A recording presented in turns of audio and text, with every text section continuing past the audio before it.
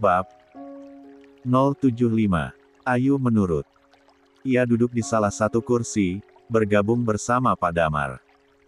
Sementara Davin berbalik dan berjalan menuju kamar sang ayah. Davin berpikir, biarlah untuk sementara ini dia kembali berpura-pura bahwa semuanya baik-baik saja di depan Pak Damar.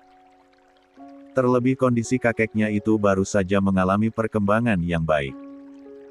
Tapi nanti, saat kondisi Pak Damar sudah semakin baik dan suasana sudah kondusif, Davin pastikan akan membongkar semuanya. Tentu saja karena ia jengah terus-terusan berada satu atap dengan orang-orang munafik tersebut. Ia ingin segera hidup tenang dan damai bersama orang-orang yang tulus menyayangi dirinya saja. Tok tok tok. Davin berdiri di depan pintu kamar Pak Ardi. Tak lama kemudian, pintu itu terbuka lalu menampilkan wajah Rika yang terlihat kaget melihat siapa yang berdiri di hadapannya kini. Davin. Tumben. Ada apa, sayang? Tanya Rika begitu lemah lembut. Davin memutar bola mata jengah. Mendengar kata-kata yang diyakini dirinya hanya akting tersebut, Davin merasa muak. Papa mana? Tanyanya langsung tanpa basa-basi. Papi, ada. Tuh. Rika menunjuk sang suami yang sedang duduk sambil memainkan ponselnya. Ditunggu di meja makan sama kakek sekarang. Lanjut Davin dengan tatapan datar. Tak ada senyuman apalagi harus berpura-pura ramah seperti wanita di hadapannya. Kakek. Tumben kakek makan bareng. Pak Ardi yang bisa mendengar penuturan Davin langsung menimpali. Kakek sudah mulai pulih. Sudah bisa berjalan lagi. Dan Davin minta, jangan ada yang berani macam-macam. 74. Karena bisa jadi besok atau lusa, Davin membongkar semuanya. Entah itu pengkhianatan papa dan tante Rika pada mama, atau pengkhianatan papa pada perusahaan. Atau kalau memungkinkan, sekarang juga Davin bisa beberkan semuanya, tutur Davin tegas. Vin, jangan macam-macam kamu, ya. Kamu sepertinya begitu terobsesi sekali ingin menghancurkan hidup papa, hardik Pak Ardi geram. Karena lagi-lagi Davin mengancam dirinya. Bukan Davin, tapi kelakuan papa sendiri. Justru Davin membantu papa untuk mengulur kehancuran itu, karena saat kakek tahu semuanya, maka tamat juga riwayat papa, balas Davin lantang. Sudahlah, Vin. Kita berdamai saja ya. Biar keluarga kita juga tetap utuh dan harmonis. Lupakan semua yang terjadi di masa lalu. Toh mamamu juga sudah tidak ada. Sudah tenang di alam sana. Mari kita perbaiki semuanya dan mulai dari awal lagi, bujuk Pak Ardi begitu enteng. Davin tersenyum miring. Tidak semudah itu, Pak. Rasa sakit dibalas kata maaf itu tak adil, balasnya. Tak baik membiarkan kakek menunggu terlalu lama. Mau ikut makan malam bareng ayo, enggak juga gak apa-apa. Paling kakek nanti jadi bertanya-tanya. Ada apa sebenarnya dengan keluarga ini? Lanjut Davin dengan senyum menyeringai. Ia pun lekas berbalik dan berjalan kembali menuju ruang makan. Papa akan segera ke sini, kata Davin begitu sampai kembali di meja makan. Ia duduk di samping sang istri. Kakek makan duluan saja. Gak perlu nunggu papa, lanjut Davin. Iya, Pi. Papi padahal makan duluan saja. Gak perlu nunggu saya segala, timpal Pak Ardi yang tiba-tiba muncul. Diikuti sang istri dari belakang. Senang sekali melihat papi sudah sehat kembali. Apalagi kita bisa berkumpul lagi seperti ini. Momen yang jarang-jarang kan. Lanjut Pak Ardi dengan senyum merekah. Ia pun lalu duduk di salah satu kursi bersisian dengan Rika.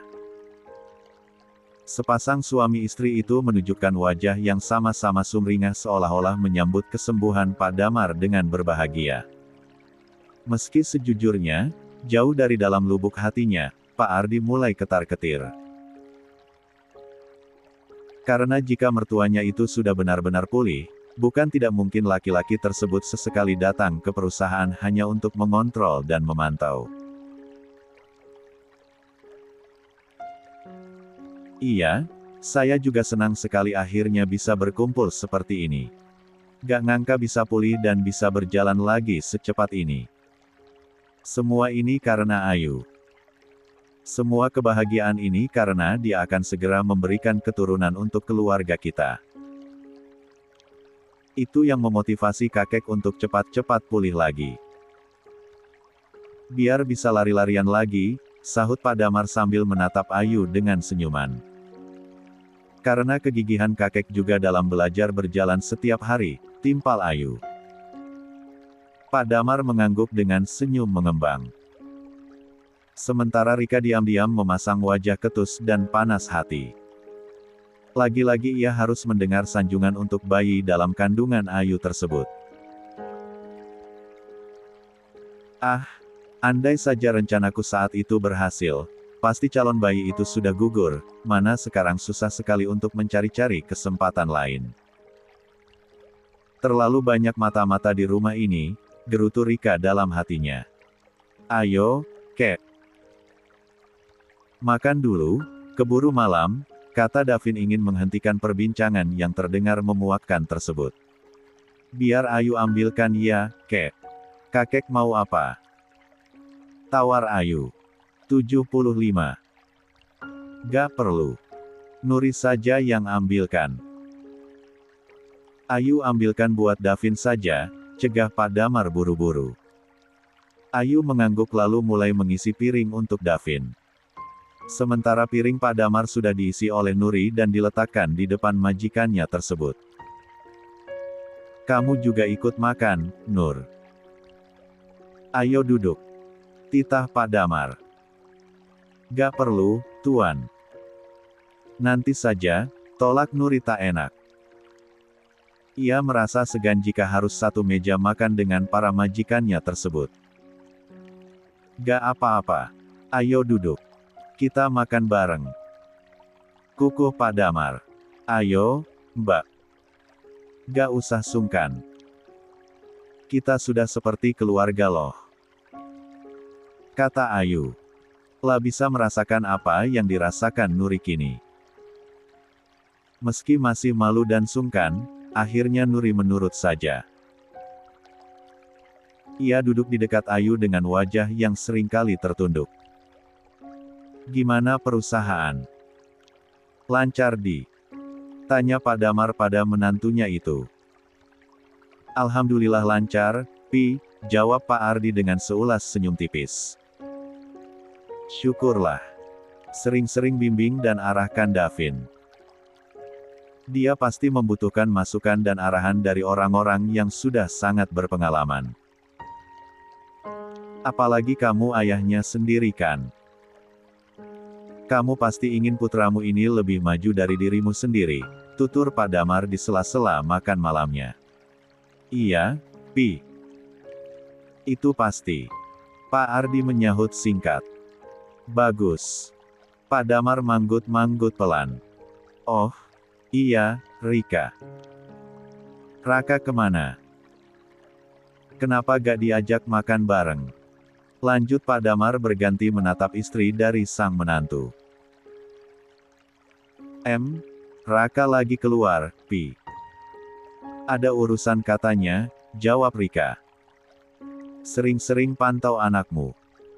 Jangan dibiarkan sering keluar malam-malam. Apalagi seusia Davin dan Raka itu sedang muda-mudanya. Kalau dibiarkan dan tidak dikontrol, bisa-bisa terjerumus pergaulan bebas. Minum minuman keras, narkoba, main perempuan, itu semua bisa menghancurkan masa depannya, pesan Pak Damar panjang lebar. Iya, Pi. Saya yakin kok, Raka bukan anak seperti itu. Dia anak yang baik dan pergaulannya pun baik-baik. Bukan begitu, Pi? Rika menatap Pak Ardi yang duduk di sampingnya untuk ikut meyakinkan. Iya. Pak Ardi menyahut singkat pun dengan senyum kaku. Karena tentu ia sangat tahu persis dengan tingkah anak tirinya tersebut. Baguslah. Memang harus seperti itu. Karena rumah ini tidak akan menampung orang-orang dengan kelakuan kotor apalagi zalim, kakek ingin semua penghuni rumah ini orang-orang baik dengan semua sifatnya yang baik juga. Bukan orang-orang yang berbuat curang, serakah, berkhianat, juga munafik. Jika sampai kakek menemukan salah satu sifat buruk di atas, siap-siap saja angkat kaki dari rumah ini tanpa membawa uang sepeser pun. Tutur Pak Damar dengan suara lantang dan tegas. Bola matanya bergulir menatap orang-orang di sekitarnya bergantian. Mendengar hal itu, Pak Ardi dan Rika hanya sama-sama bisa menelan ludah dengan susah payah, bahkan makanan yang masih ada di mulut pun, terasa sulit untuk ditelan dan mengganjal di tenggorokan. Sebagai 76 menantu yang sudah mengenal Pak Damar begitu lama, ia tahu persis jika mertuanya itu tak pernah main-main dengan ucapannya.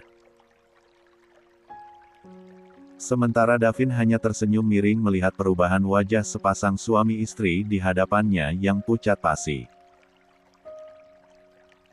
Ia memang sengaja belum mengungkap semuanya. Karena Davin yakin, andai kakeknya benar-benar pulih, lambat laun, pria yang sudah banyak menelan asam garam kehidupan itu pasti akan mengetahui semuanya dengan sendirinya. 77. Untuk sejenak, suasana ruang makan cukup hening tanpa ada yang berani bersuara. Meski usianya tak lagi muda, ketegasan Pak Damar memang selalu berhasil membuat orang-orang di sekelilingnya terkesima. Aura kepemimpinan dalam diri pria yang sudah menua itu masih terpancar jelas. Terlebih kini bobot badannya pun sudah kembali berisi. Ditambah jambang tipis yang mulai memutih tapi nampak terawat di dagunya membuat penampilan Pak Damar kian terlihat berwibawa. Belum lagi sorot matanya yang tajam setajam elang membuat tatapannya nampak tegas dan disegani. Tak heran, jika masa mudanya dulu, Pak Damar mampu meraih kesuksesan demi kesuksesan hingga mengantarkan ia dan keluarganya menjadi orang yang kaya raya dan terpandang. Sayangnya, semua sifat itu tak menurun seluruhnya pada Davin. Karena cucunya masih mewarisi gen sang ibu yang memiliki sifat lembut dan baik hati. Kok mukanya pada tegang gitu sih? Kenapa? Santai saja. Apa yang kakek katakan tadi kan hanya berandai-andai. Lagi pula kakek yakin, di rumah ini tidak ada orang yang memiliki perilaku demikian. Kalian orang-orang baik. Saling menyayangi dan saling mendukung satu sama lain, tutur Pak Damar menyadari jika kini suasana makan malam mereka teramat hening. Hanya suara sendok dan piring yang seringkali beradu yang terdengar. Gak tegang kok, kek. Hanya sedang mencerna agar tidak sampai terperosok pada hal-hal buruk seperti itu. Lagi pula, di keluarga Adiputra, sepertinya gak ada yang memiliki perilaku buruk tersebut. Entah kalau dari keluarga lain, timpal Davin dengan ekor mata melirik pada Rika yang juga langsung melemparkan tatapan kesal pada anak tirinya itu. Iya, kakek juga yakin. Pak Damar menyahut datar. Sudah, ayo lanjutkan makannya. Keburu malam. Kalian harus segera istirahat. Apalagi kamu, Yu. Kamu lagi hamil. Jangan dibiasakan tidur terlalu larut, lanjut Pak Damar penuh perhatian. Iya, kek. Ayu menimpali singkat sambil tersenyum. Mereka pun melanjutkan makan malamnya dengan obrolan-obrolan ringan. Lebih tepatnya Pak Damar yang mengisi keheningan itu dengan bercerita banyak hal. Sementara yang lain hanya sesekali menanggapi. Kecuali Rika yang lebih banyak diam. Kentara sekali jika wanita yang sebenarnya bukan dari keluarga itu tidak nyaman berada di tengah-tengah menerka semua. Ah, sial. Kenapa mereka semua gak menyusul Dina saja sih ke dunia lain? Padahal aku sudah bermimpi menjadi pemilik rumah ini dan menjadi nyonya satu-satunya. Malah muncul Davin menghancurkan semuanya. Sekarang malah ditambah lagi dengan kakek-kakek bau tanah yang malah kembali sehat. Rika terus saja menggerutu dalam hatinya sendiri. Sendok garpu yang ia ada di tangannya, ia genggam erat-erat untuk menyalurkan kemarahannya. Kalau sudah selesai, kalian semua boleh kembali ke kamar masing-masing, titah Pak Damar saat melihat piring-piring sudah mulai kosong. Oh, iya, Davin. Kakek tahu kamu selalu disibukkan dengan pekerjaan. Tapi ingat, seminggu lagi acara syukuran pernikahanmu.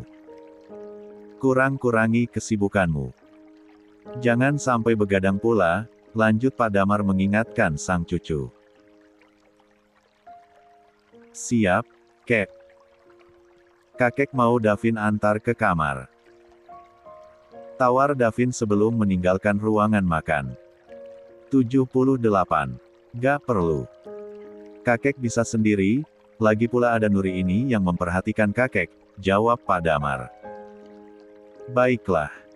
Mbak Nuri, titip kakek. Timpal Davin dengan mata beralih pada Nuri. Nuri hanya menganggukkan kepalanya sopan.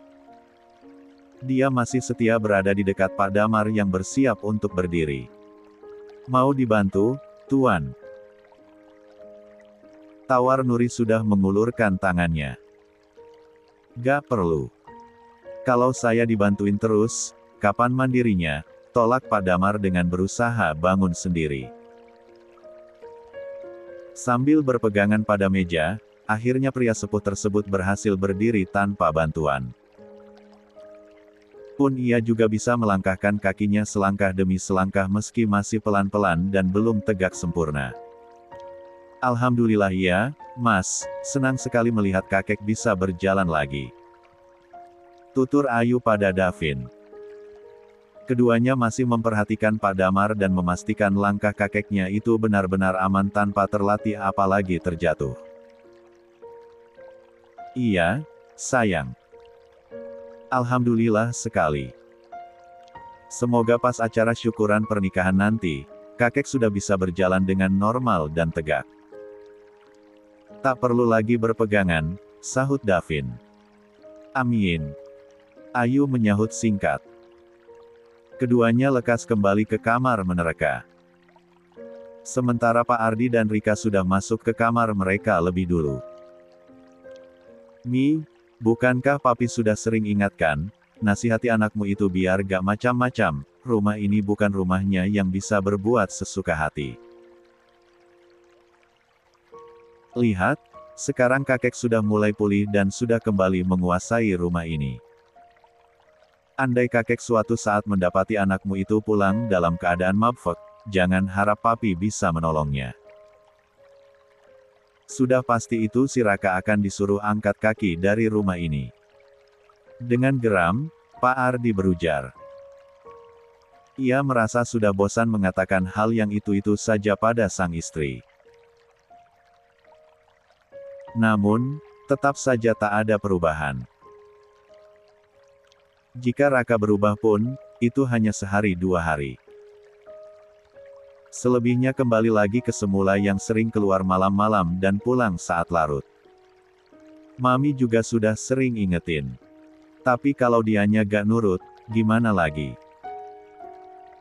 Masa iya Mami harus kurung dia di dalam kamar?